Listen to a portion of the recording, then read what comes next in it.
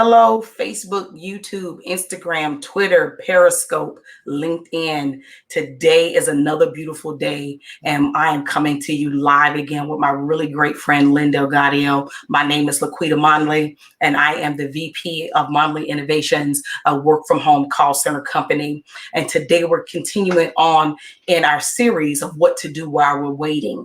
And one of the main thing that we're going to talk about today of what to do while we're waiting, Lynn is going to give to us 5 tips for boosting our immune system and keeping a healthy and strong immune system. And we all know that during this self-isolation period or self-quarantine period for COVID-19, proper hygiene is something that's being really stressed across the globe. The global community is really stressing this necessities of proper hygiene, as well as eating healthy and living healthy and boosting that immune system. And Lynn is an expert in these areas. And I'm so blessed to be able to have her on today to share with us some things that will help us boost our immune systems. And if you already have a healthy immune system, I'm sure these things will help you to maintain that healthy immune system as well. Hi, Lynn, how are you today? Hey, I'm good. How are you? I am doing well. I can't complain.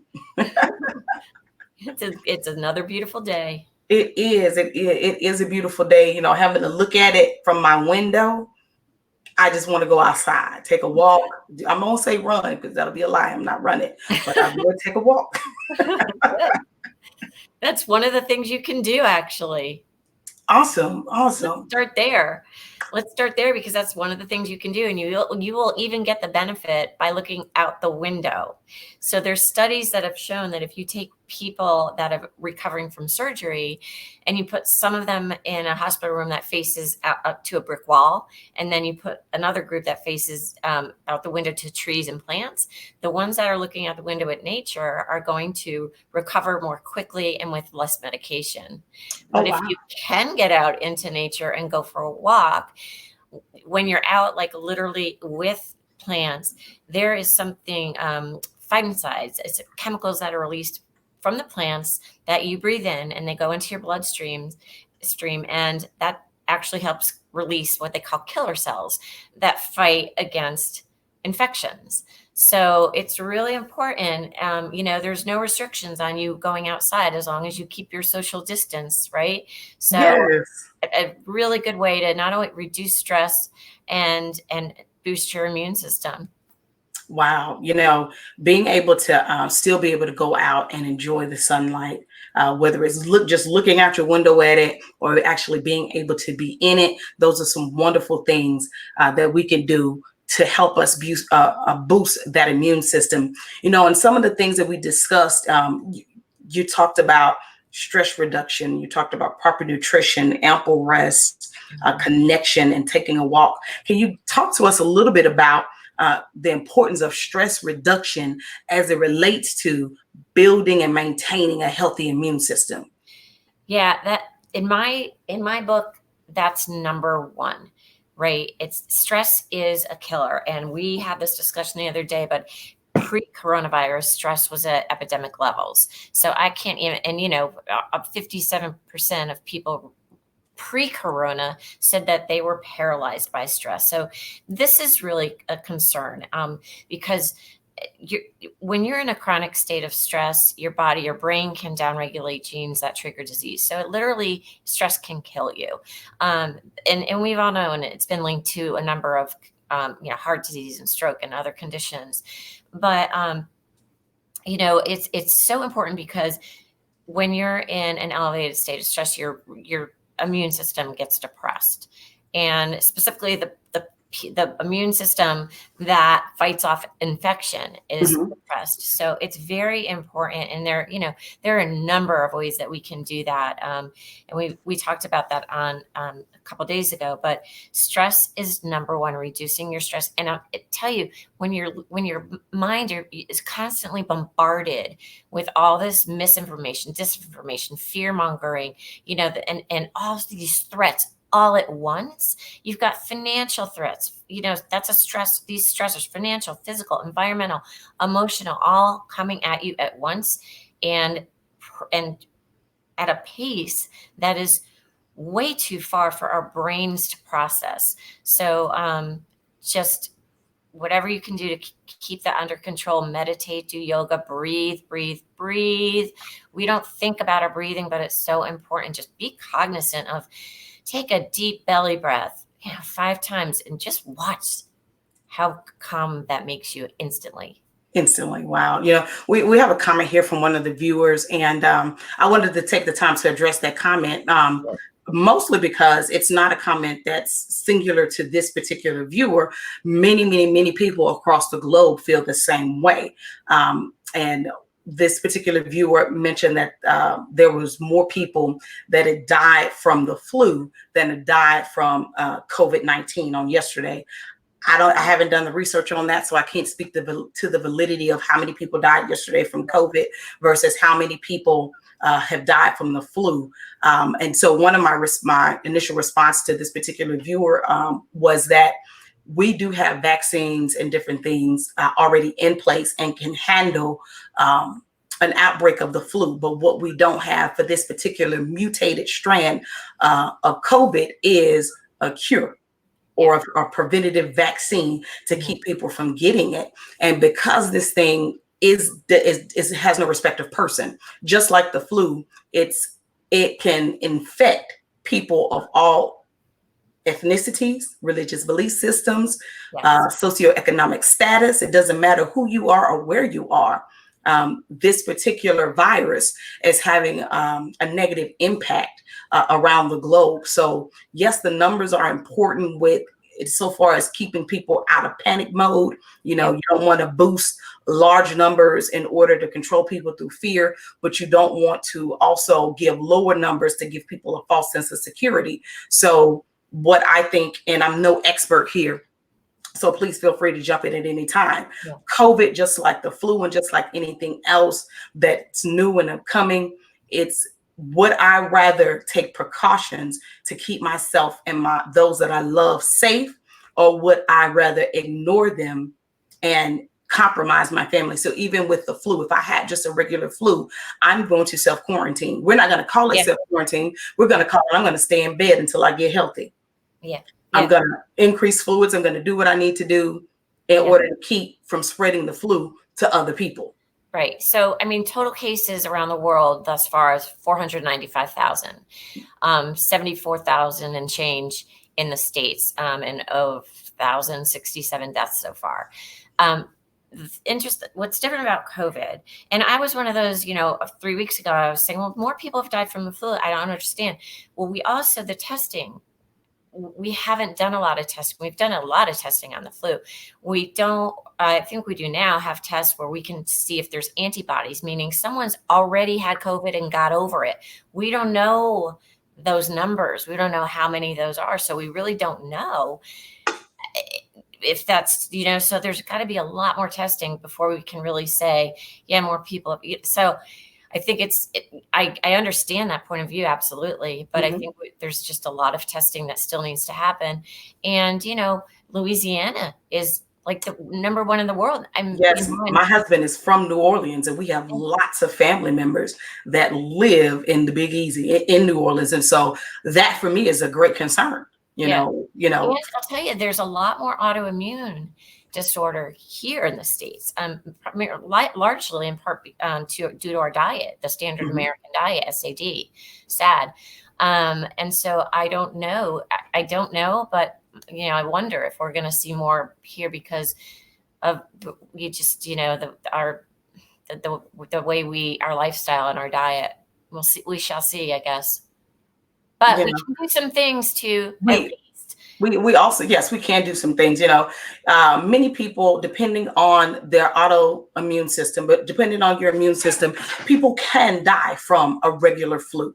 If you don't have a strong immune system and you're elderly, if you don't have a strong immune system and you're immune compromised, meaning you have already pre-existing health conditions that would make something like a flu or a pneumonia be deadly to you, then the spread of a regular flu or COVID-19 to someone who has that already is a death sentence, whether you're elderly, whether you're young, or whether you're an infant or a young person. If you have a compromised immune system, anything that you catch it is deadly. It's to be taken seriously. So yes, people don't normally die from a regular flu on a regular basis, but that is a strong, healthy individual.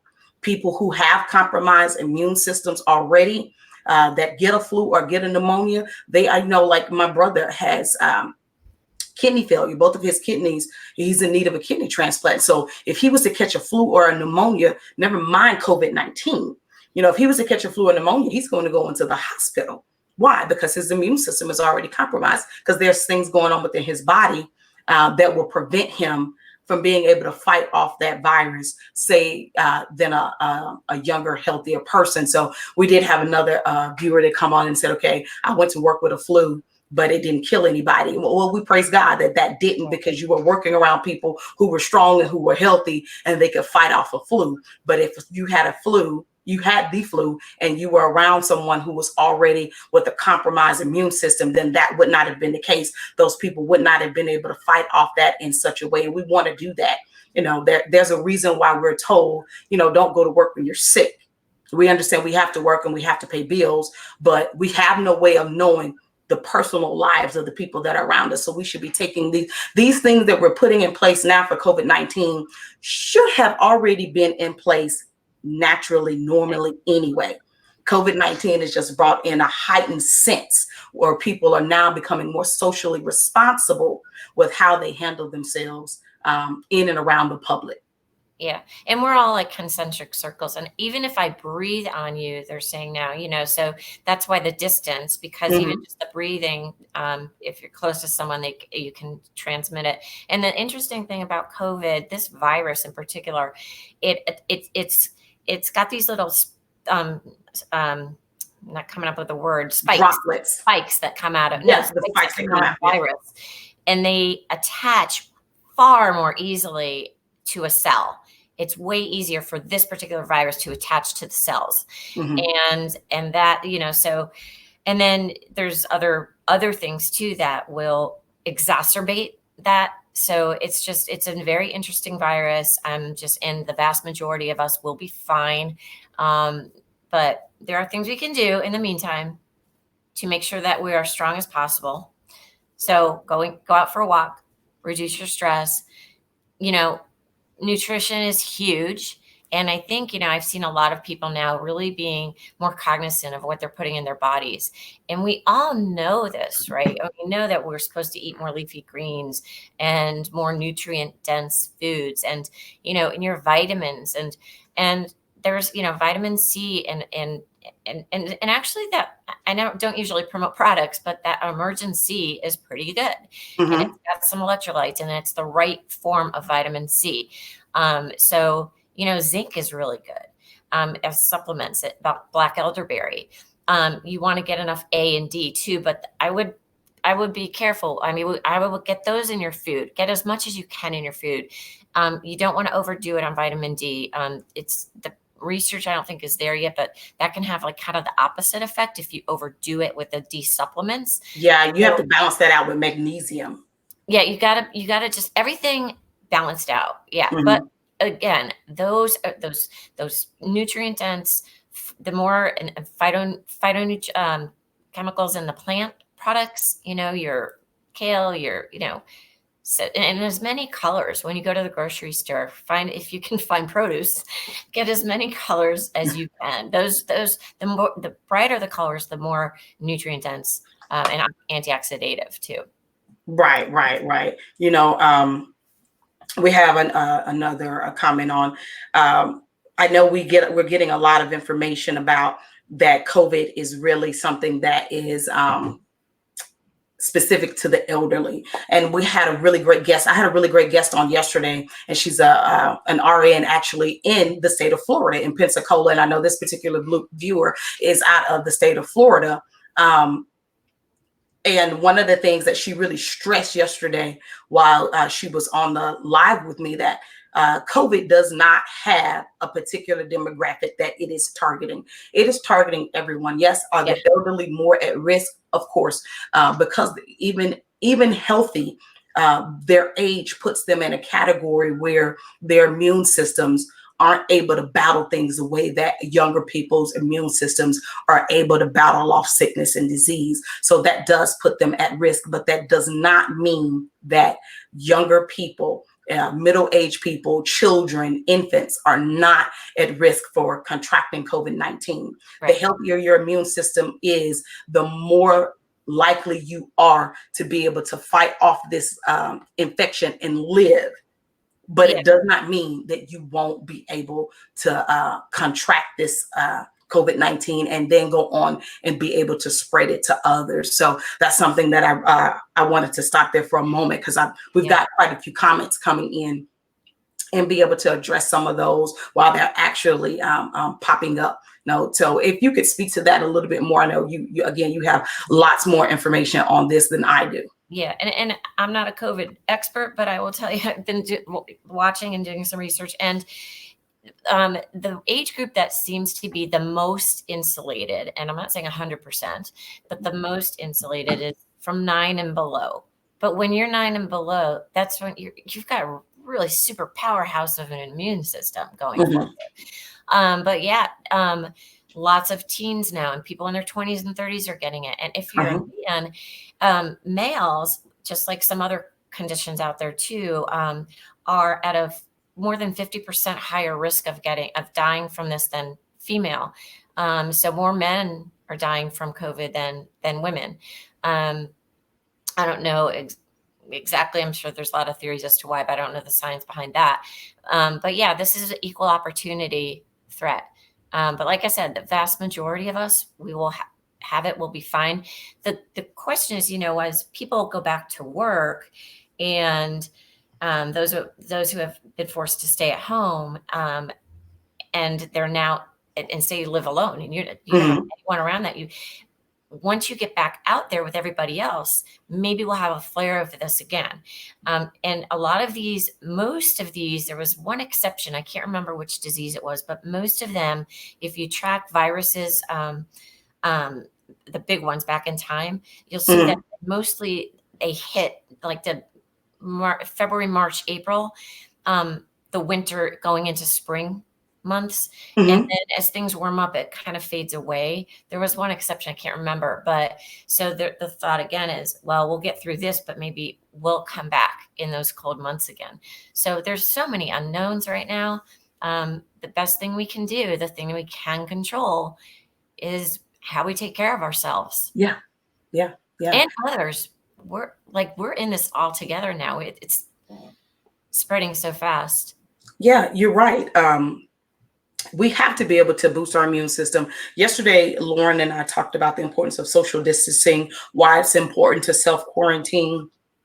And, she talks a lot about what you can do to help healthcare professionals by being able to be cognizant of what your own symptoms are.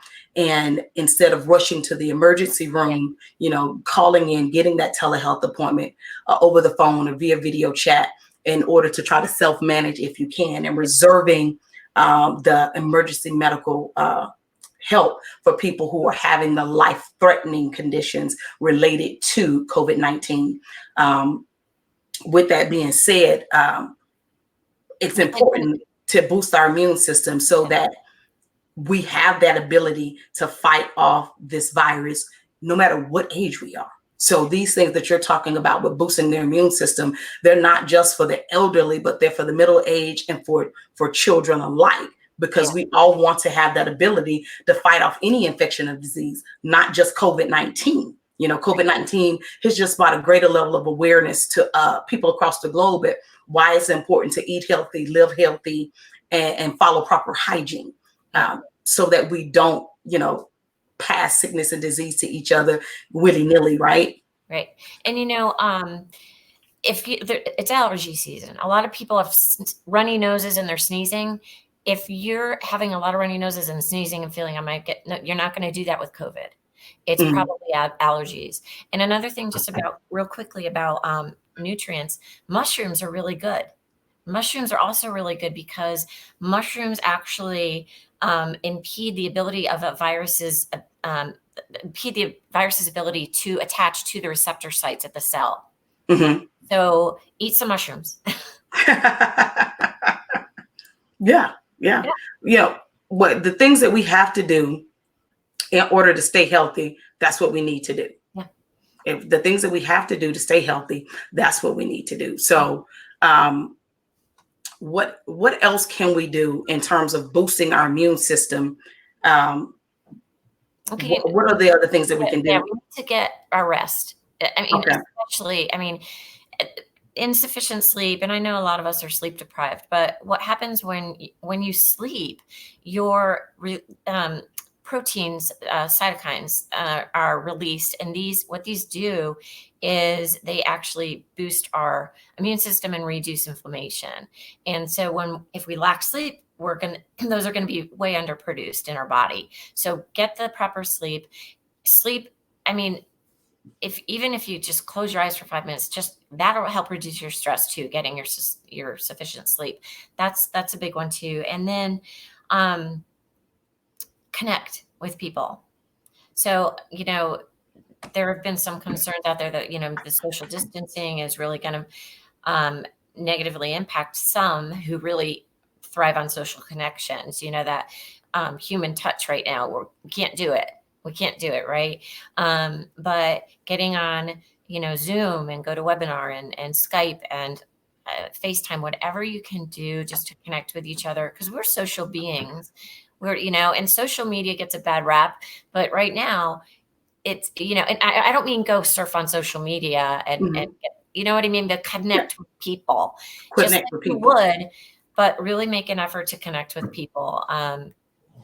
That's, I think, really imperative that we do. And more than ever, we need that connection. We do. We do.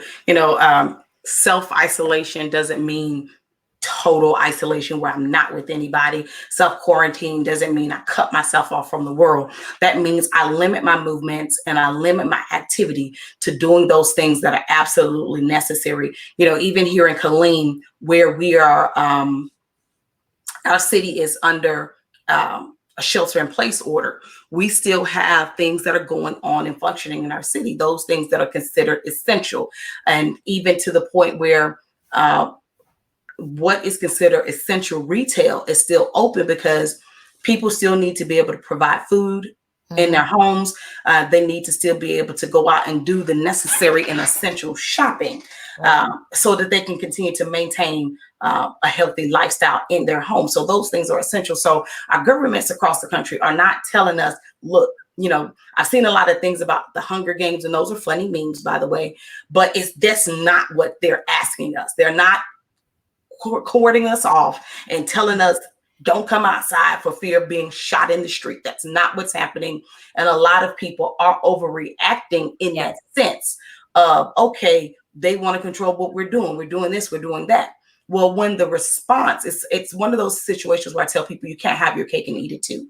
You can't say world governments, world health organizations, medical experts, give us a solution, give us a cure, you need to fix this. And then when they start to implementing the process of trying to find the fix, oh, you're taking away my freedoms. I can't move. I can't do this. I can't do that. Well, you can't have your cake and eat it too. Well, listen, when I grew up, we had 3 channels on the TV. We didn't have the cell phones. And listen, my parents, well, I sound like, oh, back when I was young, but my parents, they went through, the Depression, served in World War II, the multiple wars, polio outbreak. I mean, they have been through, and look at people who have survived, the Holocaust. I mean, there Mhm. are people who have been through so much tragedy, and and we make it. We Yeah, make it. We will be fine. I think we need, if you're feeling like you're getting too anxious and you've got a lot of anxiety, go for a walk, call a friend and say, man, I need some help right now. I am yeah, like, let's all help each other. yeah. We have to do our part in order to be able to help each other. Um, there are so many different viruses and so many different outbreaks that have happened, different diseases that have happened across the globe And there'll be more. over my lifetime. Mhm. And with each case, when those things broke out, the areas that were most impacted and affected, those areas were quarantined. those impacted people were quarantined, whether they were quarantined by their own choosing or whether they were forcibly quarantined, until those health professionals were able to identify the cause and identify the cure, and then be able to mass produce it so that other people wouldn't be impacted from it. I think that with the COVID situation, this is on a more global scale because it spread quickly, like boom, it was in Wuhan, and then all of a sudden it was everywhere across the globe. And there's many different conspiracy theories out there as to why that happened. Yeah. The truth of the matter is, right now, we don't know why it happened because nobody's really releasing the truth, but it happened. It was happened. there and it spread. And now the global community has to have a response that can help the world population not be overcome by this disease. And this is not a scare tactic. It's just a reality. Yeah. And you know what? Shout out to, you mentioned the healthcare workers. My cousin is an emergency nurse up in New Haven, Connecticut. And, you know, she goes to work every day. Like, am I going to get it? Am I going to get it? Am I going to get it? Am I going to get it? It's constantly on her mind. So thanks, and big thanks to all those healthcare workers out there who are right. We have another guest that's going to join us here really quickly. She's an RN out of Pensacola, Florida, and she can more directly answer some of those questions that maybe me and you can't quite answer, but we want to be able to provide the viewers with an answer. Yeah. Hey, Miss Lauren, how are you? How are you all? Lauren, this is Lynn. Lynn, this is Lauren. How are you? Well, are you there on the front line? I am. Well, thank you. Thank you. Actually, last night I had some rule out patients as well. So my kids are now with grandma, and I am self-distancing the best that I can. Yeah. You know, and that's something that Lynn and I were just discussing. We have a number of viewers on today with some great questions. And, you know, like Lauren and I are really good friends and we talk all the time. And just like you, Lynn, at the beginning of all this, it was like, you know what, these people are freaking out for no reason. And I still do think that there is a lot of overreaction on people's part. We should not be raping and robbing and pillaging these stores like this.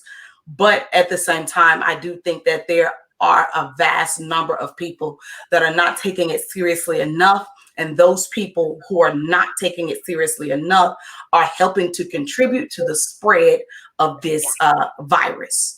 And I absolutely agree. People are like, why shouldn't I go here? Why can't I do this? I'm still going to hug people. I'm still going to do my normal touchy-feely, everything like that. And there is a huge importance to self-distancing. I agree, there are people that are overreacting, but this is very serious. I've already seen a few people pass away on ventilators in my own community here. And so it's nothing to joke with. It's nothing to say, oh, more people die from this or that. The point is that this, like as you were saying earlier in the session, that we don't have the research. We are still currently developing vaccines and tests. In fact, they've recently developed a more rapid way of testing. We didn't even have a rapid way of testing to see if people even had COVID-19. So this thing is constantly developing. And I think that's where a lot of the hype and the fear and the, oh, I don't need to do this, it didn't bother me. I would say it like this: don't think about yourself. I'm an avid preacher of this is, in a sense, our civil duty to kind of protect our neighbor. That elderly person or that young child doesn't have the immune system that a 19, 20-year-old healthy middle-aged person has.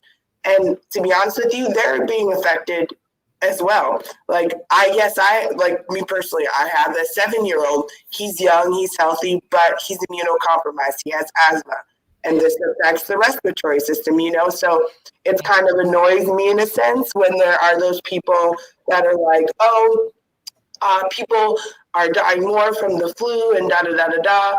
Yes, that may be true, and it more than likely is, but we don't know the true numbers of people that are being affected by COVID.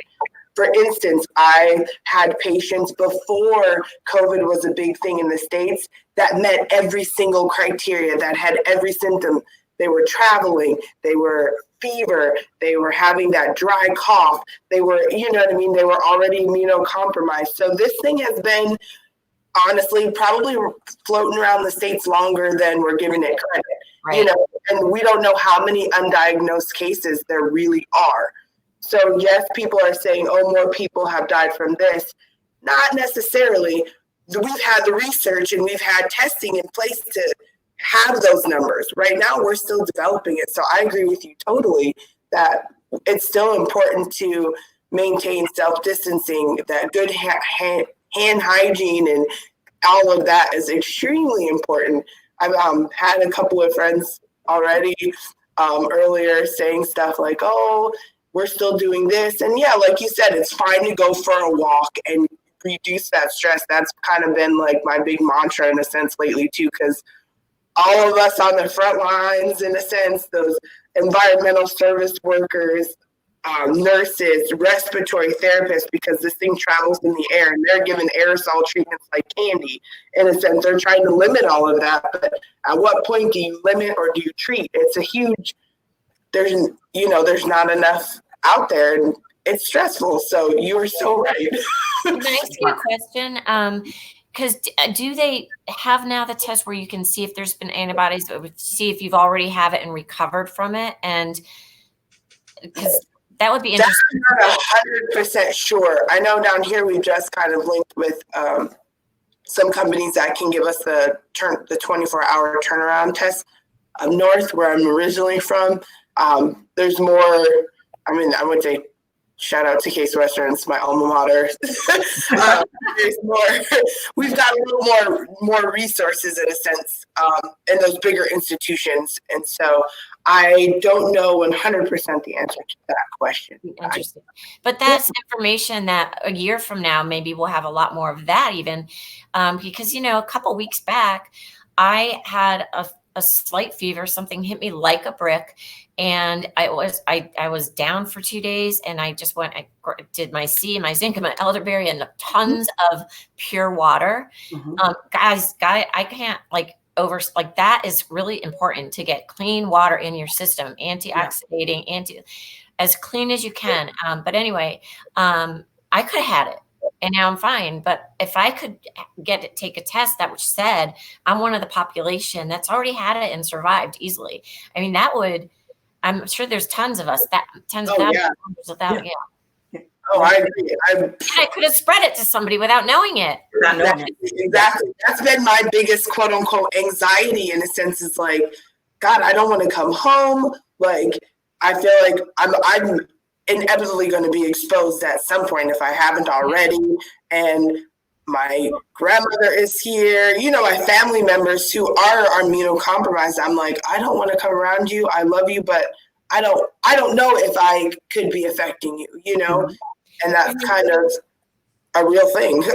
I'm going to the grocery store later today. I haven't been in about 5 days, but I wear gloves. I wore the latex gloves when I go, and people laugh at me. I'm like, I don't care, because you go but the mailman doesn't wear gloves either. So I mean, there's so many the people, the cashier checkout. They're taking, and people have already touched that tuna fish thing, that surface that I'm about to touch. So I'm not taking any chances. There are so many people that are at risk, because we are being asked to self-quarantine, and even in the cities where they have the shelter in place order, those people that are considered essential, your medical professionals, your first responders, they still have to go out.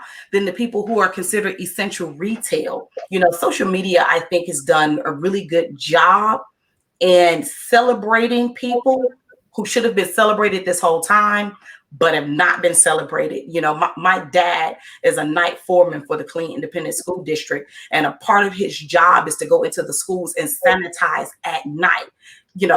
So my dad has to continue to go to work. Yes, the schools are closed, but because we still need to be able to provide free, healthy lunch and breakfast to those populations that the school district services that were already low income and at risk, then those kids still need to be able to come in and get good, healthy meals. So those workers are still there at work, the cafeteria workers, the teachers. There are so many people that are still at work in the midst of this. They're working knowing that they're putting themselves at risk and maybe potentially unintentionally spreading this virus if they picked it up. People who are working in your Walmarts, your Targets, whatever your local grocery store is, they're coming to work so that you can go get your milk, your bread, your eggs, your cereal, your asparagus, or so I can take a time out because I'm trapped in this house. So let me go walk around Walmart.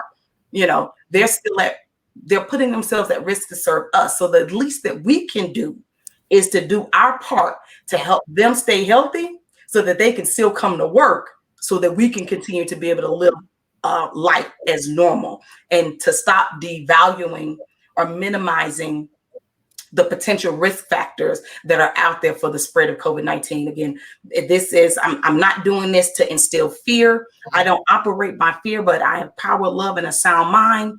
But the most important thing that we can do is to operate in wisdom. In community, you know what word is in community? Unity. And we have to come together and help each other. It's so important. Yeah, it absolutely is. I love the things that you put together for the stress reduction and proper nutrition. You were saying you boosted your immune system there with zinc, elderberry, lots of water, and I can't remember the last Vitamin thing. C. Vitamin C. Those things you can find them at any major retailer or your health food. My favorite health food store here in the Killeen area, the Health Arena on W.S. Young, they are open. They have excellent resources, and they've been told that they have to stay open because these are things that we can do on our own to boost our immune systems while you're feeling great. And if you're not feeling too hot, you can still get those things and help your body to begin to do its own healing process. Mm-hmm. Agree. Right. And again, you want to do this all in moderation or in healthy doses. And vitamin C, and Lauren, tell me if you have anything to add. Vitamin C, you can elevate that dose. You can take high doses, but you'll know if you're overdoing it on C because you'll have diarrhea.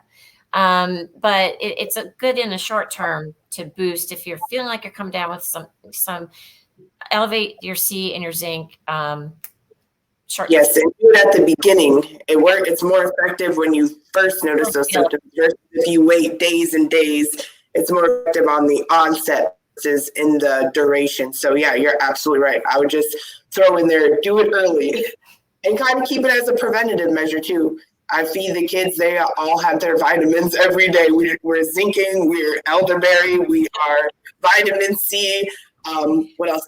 I also throw in some cruciferous vegetable for them because I know we're not getting enough of our daily vegetables, so I'm passing those out like candy.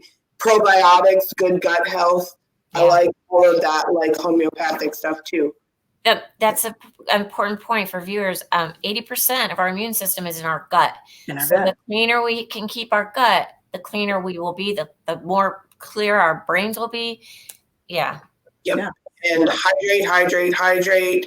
Warm liquids are good because this virus likes to grow in our nasal cavities and drip down through our throat. And then if we don't bypass into our stomach or into our gut, or in a sense, because I think I heard something about the acidity kind of helps to break down and kill the virus.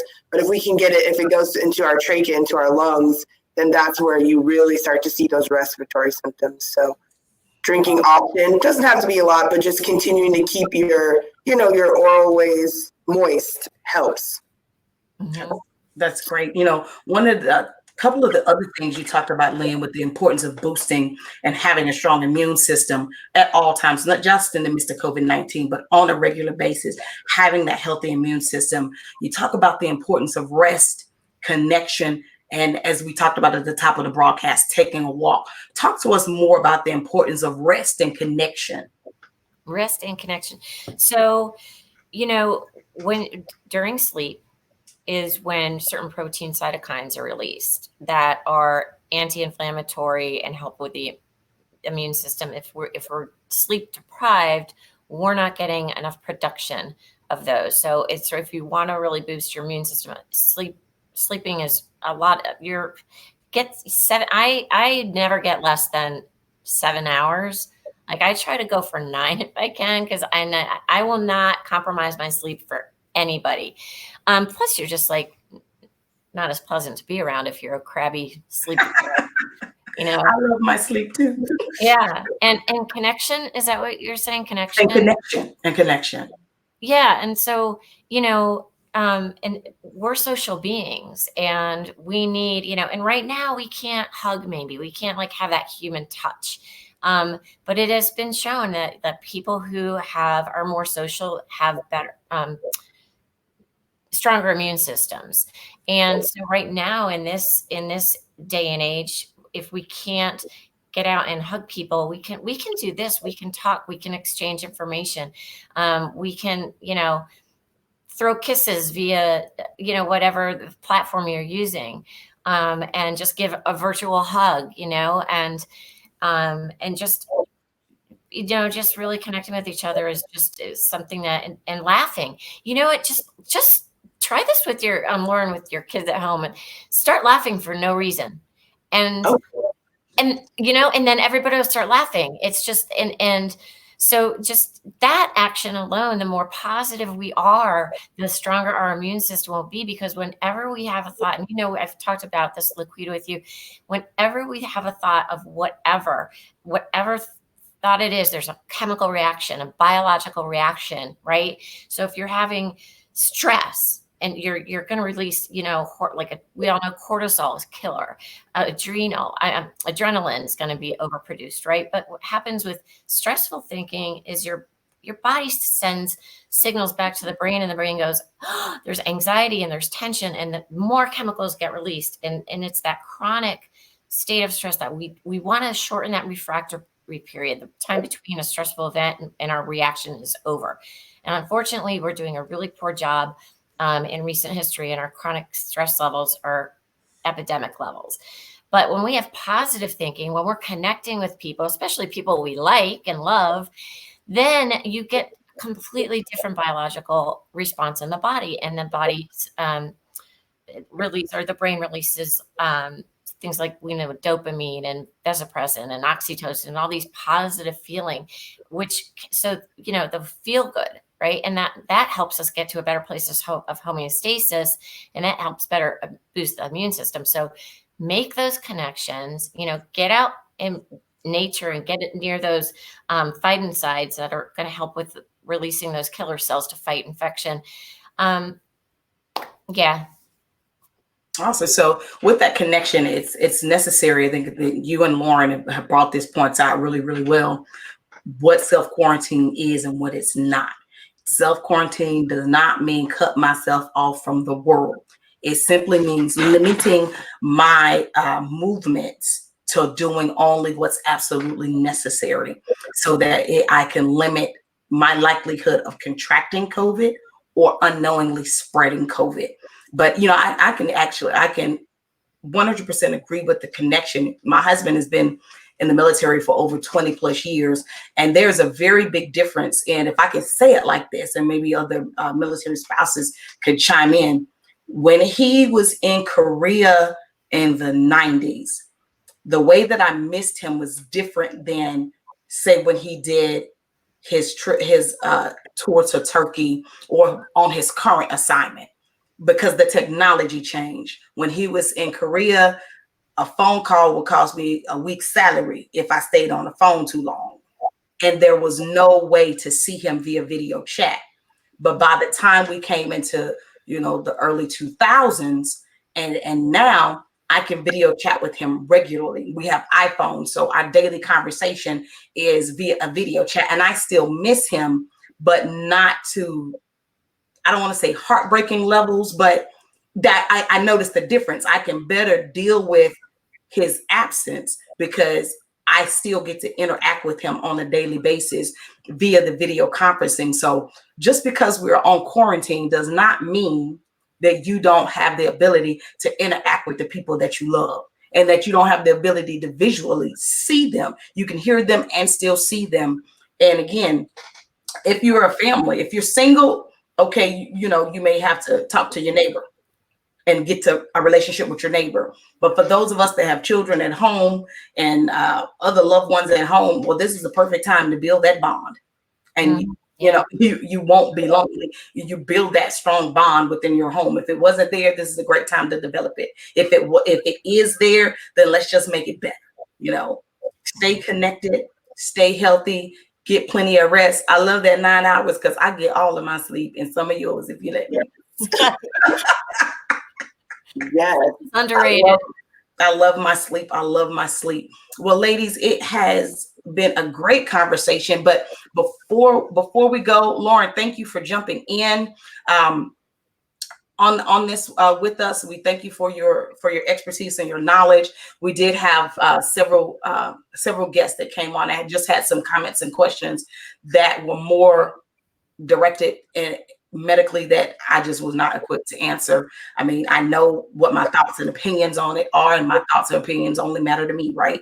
So being able to get there, I know we had absolutely people that were their concern was the overreaction, or what they considered the overreaction to COVID is versus how the world responded to things like Ebola, SARS, swine flu, and some of the other epidemics or pandemics, or however they're classified medically. I have no idea how they're classified, but some of these other things that have taken place in recent years, and how the world responded to it versus how it's responding to COVID.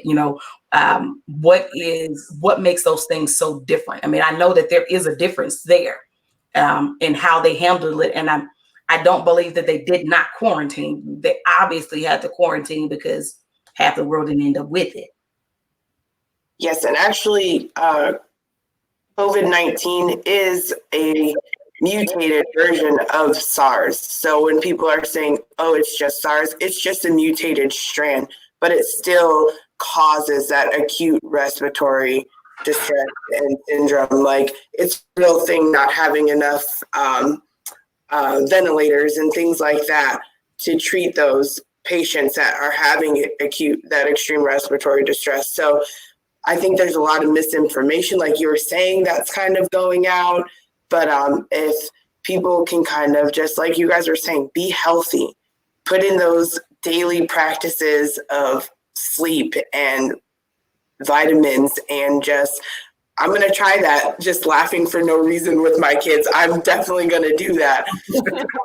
I was telling Laquita earlier, or maybe yesterday or so, that I was like, my little one's birthday is Friday and I've already been exposed. What am I going to do? You know what I mean? So I know that these are real kind of issues that everyone's facing, but at the same time, social distancing, and then social distancing is, like you were saying, staying that 6 feet away.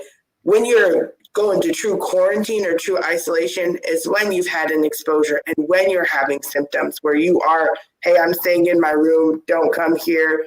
I'm not sharing forks, cups, straws, all of that. Changing your clothes, using your own bathroom. That's like, I call it lockdown in a sense, but the social distancing, I think, is a nicer way of saying, hey, I'm going to give you a little love from far away. Versus, yeah, I'm going to ignore you and whatever. We might have to be more creative. Like you said, we did like yesterday, the boys and I we did a virtual museum tours. So we had our history lesson that way. I'm sure in the feed yesterday, they were getting a little antsy. It was evident, but those are the things that we do with working from home with kids, Absolutely. But yeah, like you're saying, kind of looking, that outlook matters. Having that positive outlook makes a big difference too. And reducing that stress. So you guys are awesome. Thank you so much, ladies. I really enjoyed having you on today. You guys are both on my social media feed, so please feel free to go into any of the Facebook platforms that we're streaming this to. Right now, we're streaming live on Facebook, YouTube, Periscope, and Twitter. And some of the comments that have come out, comments, questions, if you have some answers for those people, please go into those comment sections, provide them with some solutions, some comfort, some facts, some real facts, not misinformation. That would be greatly appreciated. But until next time, ladies, again, thank you guys so much. This is Laquita Monley, and thank you, Miss Linda Gadio. Thank you, Miss Lauren. We appreciate you very much, and we look forward to having this conversation again with you guys real soon. Take care. God bless.